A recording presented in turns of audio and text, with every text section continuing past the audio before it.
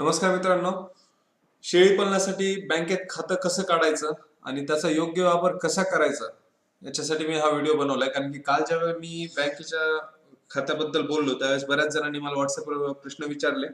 प्रत्येकाला उत्तर देणं पॉसिबल नाही म्हणून मी हा व्हिडिओ बनवलाय. तर हा व्हिडिओ पाहून व्यवस्थित पाहून घ्या आणि त्याप्रमाणे तुम्ही खात्याचा वापरही करा. म्हणजे तुम्हाला व्यवस्थित आणि एकदम म्हणजे असं तुम्हाला शेळी पालनासाठी कर्ज घेताना काही कशाही कोणत्याही प्रकारचा काही त्रास होणार नाही जर तुम्ही अशा प्रकारे मी जसं सांगतोय त्या प्रकारे जर तुम्ही तुमच्या खात्याचा वापर केला तर ऍक्च्युली बँकेचे दोन प्रकारचे खाते असतात मुख्यतः. एक आहे सेव्हिंग आणि एक आहे करंट. तर आपल्याला करंट खातं काढावं लागतं. जर तुम्हाला शेळी पालनासाठी जर खातं काढायचं असेल तर तुम्ही करंट खातं काढा. सेव्हिंग म्हणजे तुमचं बचत खातं आणि करंट म्हणजे तुमचं चालू खातं. तर आता बऱ्याच वेळेस तुम्ही जर बँकेत गेलात तर तुम्हाला बऱ्याच बँकेचे मॅनेजर असं म्हणतील की खातं काढता येत नाही, त्याच्यासाठी डॉक्युमेंट वगैरे तुम्हाला बऱ्याच काही काही डॉक्युमेंट मागतील. पण जर बँकेचा फॉर्म आणि तुमचे एनओसी म्हणजे केवायसी डॉक्युमेंट म्हणजे जर समजा तुमचं आधार कार्ड मतदान कार्ड हे जर सोडलं तर करंट खातं काढण्यासाठी तुम्हाला हे तीन डॉक्युमेंट लागतात. एक म्हणजे जर समजा तुम्ही ग्रामपंचायत मध्ये येत असाल तर ग्रामसेवकाचं न हरकत एक लागतं. जर तुम्ही नगरपालिकेत येत असाल तर नगरपालिकेचं न हरकत प्रमाणपत्र लागतं. आणि दुसरं सगळ्यात महत्वाचं म्हणजे सीएचं पत्र लागतं. करंट खातं काढण्यासाठी सीएचं म्हणजे जे चार्टर्ड अकाउंटंट असतात जे इन्कम टॅक्स रिटर्न फाईल करतात त्यांचं एक पत्र लागतं करंट अकाउंट काढण्याचं. तुम्ही आता हे पत्र कशाचं असतं कसं काढा असतं, तुम्ही जर डायरेक्ट कोणत्याही एका सीए ला म्हणलात की मला करंट खातं काढायचंय मला त्याच्यासाठी पत्र पाहिजे तर ते तुम्हाला लेटर देतील. तर करंट खातं काढण्यासाठी जर तुम्ही नगरपालिकेत असतात तर नगरपालिकेचं न हरकत किंवा जर ग्रामपंचायत मध्ये येत असाल तर ग्रामसेवकाचं न हरकत आणि सीएचं पत्र अशा दोन डॉक्युमेंट हे. त्याच्यानंतर तुमचे आधार कार्ड मतदान कार्ड जे बाकीचे जे डॉक्युमेंट असतात जनरल खातं काढण्यासाठी ते हे एवढे डॉक्युमेंट जर तुम्ही घेऊन गेलात तर तुम्हाला करंट खातं मिळेल. करंट खात्याची प्रत्येक बँकेची वेगवेगळी लिमिट असते, तेवढा मिनिमम बॅलन्स तुम्हाला त्याच्यामध्ये मेंटेन करावं लागेल. आता करंट खातं काढण्यापर्यंत ठीक आहे, तुम्ही तुमच्या ज्या नावाने तुम्ही म्हणजे ज्या नावाने तुम्ही शेळीचं तुम्ही गोट फार्म चालू केला त्याच नावाने हे करंट खातं काढायचं. करंट खातं काढण्यापर्यंत ठीक आहे, पण त्याचा वापर जर व्यवस्थित नाही केला तर तुमचं करंट खातं काढून काही फायदा नाहीये. त्याच्यामुळे आता हा करंट खात्याचा वापर कसा करायचा याच्याबद्दल मी तुम्हाला माहिती देईन.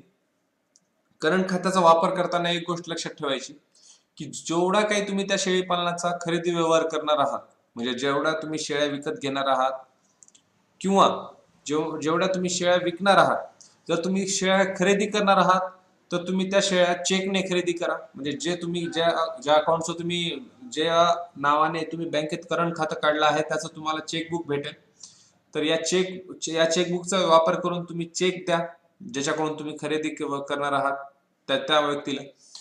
किंवा जर तुम्ही विक्री करणार असाल तर तुम्ही तुमच्या खात्याच्या नावाने चेक घ्या ज्याला तुम्ही विकणार आहात बकरे किंवा तुमच्या जो जो काही विक्री व्यवहार आहात बकऱ्या विकणार आहात किंवा तुम्ही शेळ्या विकणार आहात तर यांचा जो आहे तो तुम्ही त्यांच्याकडून चेक घ्या. तो चेक तुमच्या अकाउंटच्या नावाने घ्या. त्याच्यामुळे हे दोन व्यवहार जर तुमच्या झाले तर तुमचे एका वर्षभराचे जर तुम्ही हे याचं खरेदीचं आणि विक्रीचं जर कलेक्शन केलं तर तुम्हाला सांगायची गरज नाही पडणार की तुम्ही किती प्रॉफिट मध्ये. आणि त्यामुळे बँक जे आहे ती तुम्हाला तुमच्या व्यवहार पाहूनच तुम्हाला कर्ज कर्ज एकदम व्यवस्थितरित्या देऊन टाकेल. या खरेदी आणि विक्री शिवाय जो काही तुम्ही मेडिकलचा खर्च करणार आहे तर तोही तुम्ही चेक न करा. जो तुम्ही त्याचा म्हणजे तुमच्या शेळी पालनासाठी जो काही तुम्ही फीडचा म्हणजे खाद्याचा खर्च करणार आहात तोही तुम्ही चेक न करा. जे कामगारांना तुम्ही पेमेंट देणार आहात जर समजा तुमचं 10 शेळ्यांचं असेल तुम्ही एक कामगार ठेवलाय किंवा तुमचा 50 शेळ्यांचा आहे तुम्ही 2 कामगार ठेवलेत किंवा तुमचं 100 शेळ्यांचं गोट फार्म आहे तुम्ही 5 कामगार ठेवलेत. तर हे जे कामगार ठेवलेत त्यांचं जे पेमेंट आहे महिन्याच्या महिन्याला जर तुम्ही करत असाल किंवा वर्षाच्या वर्षाला करत असाल तर हे जे पेमेंट आहे तुम्ही ज्याही पद्धतीने करणार असाल हे चेक न करा. म्हणजे तुम्हाला तेही तुम्हाला सोपं जाईल की तुमच्या वर्षाच्या हिशोबामध्ये दाखवायला. त्याच्यामुळं बँकेला जे आहे ते तुमचं शेळी पालन किती प्रॉफिट मध्ये आहे हे सांगायच बसायची तुम्हाला गरज नाहीये.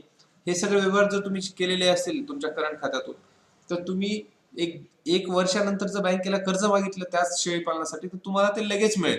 त्याच्यासाठी तुम्हाला दुसरं कोणाचा रेफरन्स किंवा तुम्हाला कोणतं सर्टिफिकेट याची काही गरज पडणार नाही किंवा प्रोजेक्ट रिपोर्ट याच्यासाठी.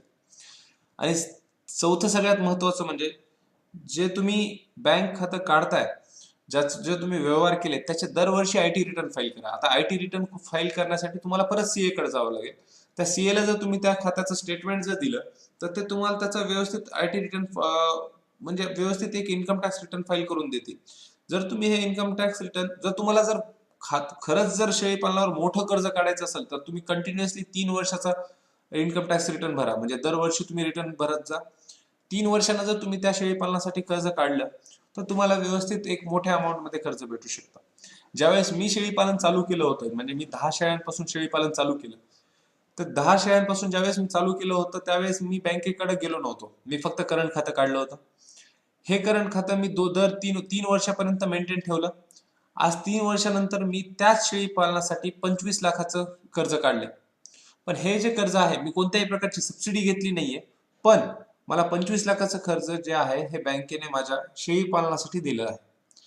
तर शेळी पालनासाठी बऱ्याच ठिकाणी तुम्हाला जर म्हणलं तुम्ही जर म्हणत असाल की कर्ज भेटत नाही, तर हे जर कर्ज तुम्ही या पद्धतीने जर फॉलो केलं म्हणजे करंट अकाउंट काढलं, करंट अकाउंटवर व्यवहार दाखवले, खरेदी व्यवहार दाखवले, विक्री व्यवहार दाखवले, जे बाकीचे जे खर्च मी तुम्हाला सांगितले मेडिकलचा खर्च त्याच्यातूनच दाखवला, फीडचा खर्च त्याच्यातून दाखवला, कामगाराचा खर्च त्याच्यातून दाखवला आणि त्याचं आयटी रिटर्न व्यवस्थित फॉलो केलं, आयटी रिटर्न दरवर्षी तुम्ही व्यवस्थित भरलं, तर तुम्हाला जो खर्च जो आहे तो त्याच्यामध्ये पुन्हा तुम्हाला जे कर्ज जर काढायचं असेल तर तुम्हाला ते खूप सोपं आहे. तुम्ही एकदा जरी म्हणलात या सगळे जे डॉक्युमेंट तुमचे क्लिअर असतील, तुमचं सगळं खरेदी विक्री व्यवहार तुमच्या बँकेच्या खात्यातून असेल, तुम्ही त्याच्यानंतर जर तुम्ही एकदा जरी मॅनेजरला जर संपर्क साधला की सर माझ्या अशा अशा ट्रान्झॅक्शन आहेत आणि आपल्या असं असं करंट खातं आहे, मला त्याच्यावर आता कर्ज पाहिजे, तर तुम्हाला तो 0 मिनिटात कर्ज देईल. पण त्याच्यासाठी जेवढे मी तुम्हाला पद्धत सांगितली ती सगळी तुमची प्रॉपर पाहिजे आणि ही जर प्रॉपर असेल तर तुम्हाला कर्ज भेटणं खूप सोपं आहे. मी सबसिडी बद्दल बोलत नाहीये, मी तुम्हाला फक्त शेळी पालनासाठी जे कर्ज काढायचे त्याचे प्रोसिजर सांगतोय. मला वाटतं तुम्हाला हा व्हिडिओ आवडला असेल. बऱ्यापैकी बऱ्याच लोकांना क्लिअर झालं असेल की शेळी पालनासाठी कर्ज काढण्यासाठी काय करायचं, करंट खातं कसं करायचं, त्याच्यासाठी डॉक्युमेंट काय लागतात. जर तुम्हाला आवडला असेल तर हा व्हिडिओ लाईक करा. तुमचे जे फेसबुक आणि व्हॉट्सअपचे जे ग्रुप्स आहेत त्याच्यावर शेअर करा. माझ्या नवीन व्हिडिओसाठी जे काही नवीन व्ह्युअर्स आहेत त्यांनी चॅनलला सबस्क्राईब करा. म्हणजे माझे जेवढे नवीन व्हिडिओ आहेत ते तुम्हाला त्याचे नोटिफिकेशन तुम्हाला येत राहतील. आणि ज्यांना माझा व्हॉट्सअप ग्रुप जॉईन करायचा आहे त्यांनी डिस्क्रिप्शन बॉक्समध्ये व्हॉट्सअप ग्रुपची लिंक दिलेली आहे, त्याच्यावर क्लिक करून व्हॉट्सअप ग्रुप जॉईन करा. जे माझ्या ग्रुप 1, 2 आणि 3 मध्ये आहेत त्यांनी या 4थ्या ग्रुपमध्ये जॉईन होऊ नका, कारण की परत परत होऊन तुम्हाला परत परत तेच मेसेज येतील. त्याच्यामुळे जे नवीन लोक आहेत ज्यांना व्हॉट्सअप ग्रुप जॉईन करायचा आहे त्यांनी व्हॉट्सअप ग्रुपची लिंक दिलेली ते तिथं क्लिक करून व्हॉट्सअप ग्रुप जॉईन करा. आणि सगळ्यात महत्त्वाचं म्हणजे मी फेसबुक पेजची पण लिंक दिलेली, त्या फेसबुक पेजच्या लिंकवर क्लिक केलं तर माझ्या फेसबुक पेजला तुम्ही लाईक होता. म्हणजे तुम्हाला ज्या काही माझ्या नवीन अपडेट्स आहेत त्या फेसबुकवरही मिळतील आणि व्हॉट्सअपवरही मिळतील. व्हिडिओ आवडला असेल तर नक्की लाईक करा आणि शेअर करा. म्हणजे मला परत दुसरा नवीन व्हिडिओ बनवण्यासाठी मला तेवढाच उत्साह आहे. थँक्यू आणि सगळ्यांना नवीन वर्षाच्या शुभेच्छा. धन्यवाद.